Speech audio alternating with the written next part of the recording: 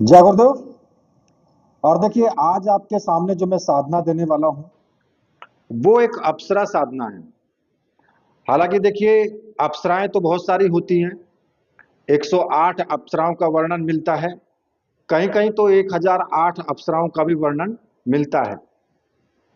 आज जो आपके सामने अप्सरा की साधना मैं देने वाला हूं, कामनी अप्सरा साधना। देखिए, मैंने पिछले वीडियो में आपको बताया है कि कामनी जो एक पद्मी होती है, ये कोई ऐसा नहीं है कि कामनी कोई नाम है, लेकिन एक पद्मी है। अब वो अप्सरा, यक्षिणी, योगिनी, भूतनी, ये नाम हो सकते हैं उन्हीं साधनाओं के। ठीक है, क्योंकि ये पद्मी एक है, इसलिए कामनी अप्सरा साधना मैं आज आपको बताने वाला हूं। अप्सरा साधना के बारे में तो देखिए आप लोग जानते ही हैं कि नाभि दर्शना अप्सरा की भी साधना मैंने पहले बताई है। उर्वशी, तिलोत्मा और रंभा और बहुत सारी अप्सराओं की साधना मैंने बताई है आपको, और पूर्ण विधि विधान के साथ बताई है। आप पिछली वीडियोस में आप देख सकते हैं। ठीक है, अब अप्सराओं के जो आप कि भाई अप्सरा होती कैसी है। अप्सरा सुंदर होती हैं, सौम्य होती हैं और प्रेम और आकर्षण की मूर्ति होती हैं। देखिए, अप्सरा साधना करने से आपको आकर्षण तो मिलता ही मिलता है, धन प्राप्ति भी होती है और सारे जितने भी भोग विलास हैं वो सभी आपको प्राप्त होते हैं। आपके कार्य कभी भी रुकते नहीं हैं, आपके कार्य आगे चलते रहेंगे। ठीक है, आपको किसी प्रकार की कोई प्रॉब्लम नहीं हो सकती है। अप्सरा साधना का अर्थ ये होता है। अप्सरा कोई भोग की वस्तु नहीं है कि बहुत से लोग समझते हैं कि भाई अप्सरा की साधना करेंगे, अप्सरा को पत्नी बना करके रखेंगे, ये करेंगे वो करेंगे। देखिए, अगर आप ऐसा सोच करके और कि वासना की दृष्टि से अगर आप सोच करके साधना करते हैं तो फिर साधना करना ही बेकार है, क्योंकि साधना में वासना का कोई स्थान ही नहीं है। ठीक है, अब यहां जो बात हो रही है वो हो रही है कामनी अप्सरा की। कामनी अप्सरा जो है वो अप्सराओं में सबसे ज्यादा सौम्य है और आकर्षक होती है। वशीकरण या भोग के लिए नहीं होती है, बल्कि प्रेम, सौंदर्य, आकर्षण और जीवन में एक रस की प्राप्ति के लिए ये की जाने वाली साधना है। यहां एक चीज नोट करने वाली है कि ये एक बहुत ही ज्यादा तीव्र और नियमबद्ध साधना होती है। शास्त्रों के अनुसार माने तो इसके लिए जो है मन की पवित्रता, ब्रह्मचर्य और गुरु का मार्गदर्शन वो आवश्यक है। देखिए, गुरु होना बहुत जरूरी है। अब चाहे आप भगवान शिव को गुरु माने या फिर कोई और देहधारी गुरु हो, क्योंकि भगवान शिव तो आदि गुरु हैं, उनसे बड़ा तो कोई गुरु ही नहीं है। और अगर इसे लालसा की से या फिर वासना से करने पर जो है साधक को हानियां हो सकती हैं, क्योंकि कभी भी कोई भी साधना वासना की दृष्टि से नहीं की जानी चाहिए। वो अलग बात है कि भाई आपकी एक महिला मित्र है और महिला मित्र को आपके पास आना जाना है, उसका आपसे उसकी वार्तालाप होती है, तो वो बात अलग है कि भाई आगे बढ़ते बढ़ते बढ़ते बढ़ते आप के अंदर दोनों में कैसा मेल मिलाप आता है, वो तो एक अलग बात होती है। लेकिन अब फर्स्ट चांस में तो कोई भाई अपनी जो पत्नी होती है वो भी, आप समझते हैं उस चीज को, जब आपकी नई नई शादी होती है या कोई आपकी दोस्त है तो खैर फिर भी। तो देखिए, ये जो जानकारी है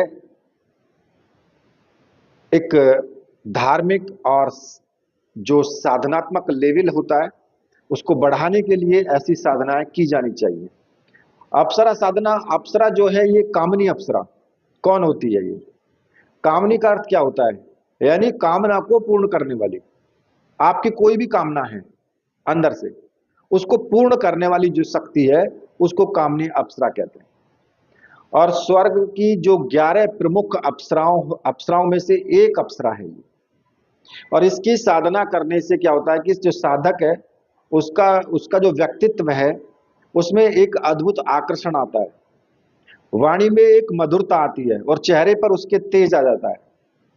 ये जो है साधक को मित्र और मार्गदर्शक या रक्षिका के रूप में ही ये रहती है, आपकी रक्षा करने वाली, मार्गदर्शन करने वाली और आपके एक मित्र की तरह। पत्नी के रूप में नहीं ले तो ज्यादा अच्छा है, क्योंकि पत्नी के रूप में लेने पर आप फिर समझते ही हैं कि आप भोग की तरफ चले जाएंगे, आप उन ऊंचाइयों को नहीं छू पाएंगे फिर। क्योंकि दोनों में से एक चीज मिलती है, या तो आप वासना ले लीजिए या फिर आप आध्यात्म को ऊपर ऊंचा कर लीजिए। क्योंकि जो हमारी जो शक्ति होती है ना, जो वीर्य होता है, वो अगर नीचे की तरफ बहता है तो फिर आप समझते हैं कि वासना ही आती है फिर तो। अगर ऊपर की तरफ बहता है तो आपकी आध्यात्मिक शक्ति है। खैर, इसके थोड़े से मैं आपको नियम बता देता हूं। भाई देखो, संकल्प भी आपको करना है कि भाई अप्सरा साधना आप क्यों कर रहे हैं, स्पष्ट आपको करना चाहिए। कोई भी अप्सरा साधना करें तो स्पष्ट जरूर करना चाहिए। और आपका उद्देश्य जो केवल वो शारीरिक भोग के लिए नहीं है, ये आप उसमें बोल करके चलें, ठीक है? वरना साधनाएं सिद्ध नहीं होती हैं जल्दी से। अगर गुरु है आपका तो बहुत अच्छी बात है, गुरु जरूर होना चाहिए, ठीक है? ब्रह्मचर्य व्रत का पालन होना चाहिए, सात्विक भोजन होना चाहिए। अगर आप अकेले सोएं तो ज्यादा अच्छा है। और समय जो इसका शुक्ल पक्ष की त्रयोदशी से पूर्णिमा तक का समय सर्वश्रेष्ठ माना गया है। वैसे आप किसी भी शुक्रवार से इस साधना को कर सकते हैं। साधना आपको रात्रि में करनी है, लगभग 9 बजे के बाद, ठीक है? और अब इसमें जो सामग्री की आवश्यकता होगी वो मैं आपको बता देता हूं। देखिए, इसमें आपको एक तो अप्सरा यंत्र और एक स्फटिक माला, एक रक्षा माला और एक सम्मोहन गुटिका, ये 4 सामग्रियों की आवश्यकता होगी। और ये चारों सामग्री मंत्र सिद्ध और प्राण प्रतिष्ठा युक्त तो होनी चाहिए। अगर आपको ऐसी सामग्री चाहिए तो व्हाट्सएप नंबर दिया हुआ है, आप संपर्क वहां पर कर सकते हैं। इसके अलावा सफेद या गुलाबी आपके वस्त्र हों, या तो सफेद धारण कर लें या गुलाबी रंग के हों। गुलाब के फूल, अगरबत्ती, धूप बत्ती और घी का एक दीपक, इत्र चमेली का हो या गुलाब का हो, आसन सफेद हो या पीला हो या लाल हो, आसन तो आप कैसा भी ले सकते हैं। कमरा एकांत होना चाहिए, जहां आपको कोई रोके टोके ना। भाई, आपका पूजा घर भी हो सकता है या घर में कोई एकांत रूम भी हो सकता है, जहां पर आप आराम से बैठ करके साधना करें, ठीक है? वहां कोई शोर शराबा शोरगुल ना हो तो ज्यादा अच्छा रहता है। ऐसा कोई जरूरी नहीं होता कि भाई आप दरवाजा खोल करके साधना करें या फिर लाइट की रोशनी में साधना ना करें, ऐसा कुछ नहीं है। आप कैसे भी साधना कर सकते हैं, ठीक है? कहने का मतलब यह है कि चारों तरफ शांति होनी चाहिए। अब आपको क्या करना है कि भाई जब आप तैयार हैं बिल्कुल, तो रात्रि में आप 9 बजे के बाद या 10 बजे के बाद, जब भी आपको टाइम होना चाहिए, एक निश्चित टाइम आपका। ऐसा नहीं है कि आज 10 बजे कर ली, कल 9 बजे शुरू कर दी, परसों 11 बजे कर दी, ये गलत है। एक ही टाइम पर साधना करनी है। स्नान आदि करके आ जाएं, स्वच्छ वस्त्र धारण करके, और अपने ऊपर भी इत्र गुलाब का लगा लें। और जो दीपक है, दीपक के अंदर भी एक बूंद इत्र की डाल दें, ठीक है? सामने चौकी बिछा लें, उत्तर दिशा या पूर्व दिशा की तरफ आपका मुख होना चाहिए। और चौकी पर सफेद रंग का या गुलाबी रंग का आप कपड़ा बिछा लें, ठीक है? और सामने अपने गुरु की तस्वीर रखें। अगर भगवान शिव आपके गुरु हैं तो भगवान शिव की तस्वीर हो, और अगर डॉक्टर नारायण दत्त श्रीमाली जी और निखिलेश्वरानंद जी आपके गुरु हैं तो उनकी तस्वीर सामने हो। अदरवाइज जो भी आपके गुरु हैं उनकी तस्वीर आप रख सकते हैं। इसके अलावा आप जो एक तस्वीर आप निकलवा लीजिए, यानी इंटरनेट से कोई भी सुंदर सी आप तस्वीर निकलवा सकते हैं अप्सरा के लिए। अगर नहीं है आपके पास में वो तस्वीर, आप नहीं निकलवा पाते हैं, तो कोई प्रॉब्लम नहीं है, क्योंकि आपके पास अप्सरा यंत्र है। अब आपको क्या करना है, एक स्टील की प्लेट में आप थोड़े से चावल बिछा करके अप्सरा यंत्र को स्थापित कर दे, उसके पास में ही सम्मोहन गुटिका को स्थापित कर दे। ठीक है, रक्षा माला को अपने गले में धारण कर ले। और अगर गुरु आपके स्वामी निखिलेश्वरानंद जी हैं तो गुरु चादर आपके पास होगी, गुरु चादर को आप ओढ़ लें। ये आपका प्रोटेक्शन का काम करती है गुरु चादर। अब आपको क्या करना होगा कि भाई सबसे शुरुआत में आपको अपने गुरु का पूजन करना है, जो भी आपके गुरु हैं। उसके लिए आप थोड़ा चावल, पुष्प और एक छोटा सा गिलास में या फिर कटोरी में आप थोड़ा पानी जरूर रख लें। कुमकुम हो आपके पास में। भोग के लिए आप खीर रख सकते हैं, कोई मिठाई रख सकते हैं सफेद रंग की। ठीक है, और पूरे कमरे को आप महका दें, दीपक जला करके, धूप बत्ती अगरबत्ती जला करके। सुगंधित होना चाहिए, साफ स्वच्छ कमरा हो, क्योंकि अप्सराएं वहां आती हैं जहां स्वच्छता होती है। आपके अंदर भी स्वच्छता होनी चाहिए और कमरे में भी स्वच्छता होनी चाहिए। ठीक है, अब आपको सबसे पहले क्या करना है, अपने गुरु का पूजन करना है। गुरुदेव को टीका लगाएं, गुरुदेव को पुष्प चढ़ाएं, धूप दीप दिखाएं और प्रसाद चढ़ाएं जो भी आपने बनाया है। और गुरुदेव से हाथ जोड़ करके प्रार्थना करें कि गुरुदेव, मैं ये अप्सरा साधना, कामनी अप्सरा साधना करने जा रहा हूं। इस साधना में मुझे पूर्ण सफलता मिले, आप मुझे आशीर्वाद दीजिए और आज्ञा प्रदान कीजिए।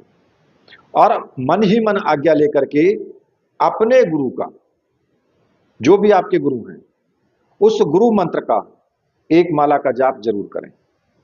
अब अगर आपने स्वामी निखिलेश्वरानंद जी को गुरु माना है तो फिर आप ओम परम तत्वाय नारायणाय गुरुभ्यो नमः, इस मंत्र का आपको जाप करना है। अगर आपने भगवान शिव को गुरु माना है तो फिर आप ओम नमः शिवाय, इस मंत्र का आप जाप करेंगे। और एक माला का जाप कर लेना है अपनी गुरु माला से। ठीक है, अब आपको क्या करना है कि गुरु मंत्र का जाप हो गया, अब गुरुदेव का जाप तो हो गया, लेकिन आपको अब एक रक्षा विधान करना है। उल्टे हाथ में चावल ले लें और सीधे हाथ से सभी दिशाओं में फेंकते हुए आपको बोलना है ओम असर्पंतु ये भूता है भूमि संसिता, ये भूता है विघ्न कर्तास्ति नश्यंतु शिवाज्ञा, अपक्रमणान्तु भूतानि पिशाच सर्वतो दिशम सर्वेषां विरोधेन पूजा कर्म समारंभे। इस मंत्र का जाप करते हुए सभी दिशाओं में चावल आप फेंक दें।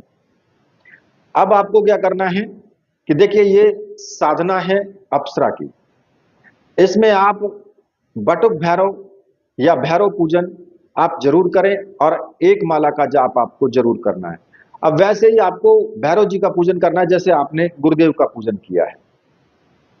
भाई किसी भी चीज को आप नॉर्मली आप अपने मतलब मानसिक रूप से कर सकते हैं। एक पुष्प चढ़ा दें, वहीं पर पुष्प के ऊपर एक टीका लगा दें, चावल चढ़ा दें और भैरव जी मान करके उनसे प्रार्थना करें कि हे बटुक भैरव, मैं ये अप्सरा साधना करने जा रहा हूं, आप मुझे सफलता का आशीर्वाद दीजिए और मेरी रक्षा कीजिए, क्योंकि आप रक्षक देव हैं। साधना में हर प्रकार के विघ्न से मेरी रक्षा करें। और भैरव मंत्र का एक माला का जाप जरूर करें। अब भैरव मंत्र कौन सा, मैं आपको एक छोटा सा मंत्र दे रहा हूं, ज्यादा बड़ा नहीं देता हूं। ठीक है, ओम ब्रह्म भैरवाय नमः, इस मंत्र का एक माला का जाप कर ले बस। अगर माला आपके पास नहीं है तो 5 मिनट बैठ करके शांति से केवल ऐसे ही जाप कर ले, भैरव जी को ध्यान करके। ठीक है, अब ये सब हो गया। अब आपको क्या करना है कि आपको संकल्प लेना है। संकल्प के लिए आप थोड़े सा पानी लेंगे और थोड़े चावल ले लें या फूल ले लें, और आपको संकल्प लेना है कि मैं, अपना नाम बोले, कामनी अप्सरा की साधना करने जा रहा हूं। और कितने दिन आपको करनी है वो दिन भी बोलना है। कितनी माला आपको जाप करना है प्रतिदिन वो भी बोलना है, लेकिन उतनी ही माला बोलें जितनी माला आप आसानी से कर सकते हैं बैठ करके। ऐसा नहीं है कि भाई आपने बोल दिया कि मैं तो 21 करूंगा, वहां पे 5 भी नहीं हो रही पूरी, पैर दुखने लगे, कमर दुखने लगी, कोई फायदा नहीं होता फिर उस चीज का। तो उतनी ही माला आपको बोलनी है। और अगर आप प्रत्यक्ष सिद्धि चाहते हैं तो वहां पर आपको प्रत्यक्ष बोलना पड़ेगा कि प्रत्यक्ष सिद्धि मुझे प्राप्त हो, दर्शन दे मुझे। और अगर आपको किसी कोई आपकी अलग कोई दूसरी कामना है कि भाई मेरा ये कार्य सिद्ध हो जाए या मेरा वो कार्य सिद्ध हो जाए, तो केवल उसी का आप संकल्प लें कि भाई मेरा ये कार्य सिद्ध हो जाए, इसके लिए मैं साधना कर रहा हूं और मुझे पूर्ण सफलता प्राप्त हो, ऐसा कहकर के जमीन पर जल को छोड़ दें। अब आपको क्या करना है कि जो अप्सरा यंत्र है और गुटिका है उनका आपको पूजन करना है। अप्सरा यंत्र पर आप टीका लगाएंगे सिंदूर का, 5 टीके लगा दें उस पर, ठीक है। और गुटिका पर भी टीका लगाएं, पुष्प चढ़ाएं, चावल चढ़ाएं, धूप दीप उनको दिखाएं, ठीक है। और जब आप ये धूप दीप दिखा देंगे तो मन ही मन आपको प्रार्थना करनी है, मन ही मन एक बार आपको स्मरण करना है अप्सरा का कि कोई सुंदर सी 16 साल की एक लड़की वो आपके सामने है आंख बंद करके, और उनसे प्रार्थना करनी है कि आप प्रत्यक्ष हमें दर्शन दीजिए। और ऐसा कह करके फिर अप्सरा माला से आपको जाप शुरू कर देना है। अब आपको जो मंत्र आपको जपना मैं आपको बता रहा हूं, ओम कामनी अप्सराय आगच्छ आगच्छ स्वाहा, इस मंत्र का आपको जाप करना है। और कम से कम मैं तो ये कहता हूं कि भाई आप अगर 21 माला का ले लो तो ज्यादा अच्छा है, क्योंकि 21 माला 1 घंटे में पूरा हो जाएगा, ये मेरे विचार से कोई ज्यादा बड़ा मंत्र नहीं है, ठीक है। और 11 दिन या 21 दिन रोज करें, एक ही समय पर करें, ठीक है। और माला अगर गौमुखी में रख लें तो ज्यादा अच्छा है, जिससे कि माला दिखाई ना दे। और एक चीज का ध्यान रखें कि अगर बीच में आपको लगता है कि भाई कोई अप्सरा, कोई स्त्री आई है, कोई लड़की आई है, आपके सामने बैठी है, आपको बोल रही है, आपको पुकार रही है, या कह रही है कि साधना बंद कर दो, अब आपकी साधना पूर्ण हो गई है, मैं आ गई हूं, तो विश्वास नहीं करना है।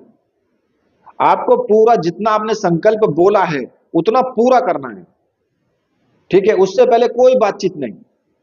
हाँ, वो अलग बात है कि अगर आपने उस दिन का जाप आपका पूरा हो गया, मान लिया आपने 21 माला का संकल्प लिया और जाप पूरा हो गया, और वो तब भी बैठी है और वो आपसे बात करना चाह रही है, तो फिर आप उससे बात कीजिए, ठीक है।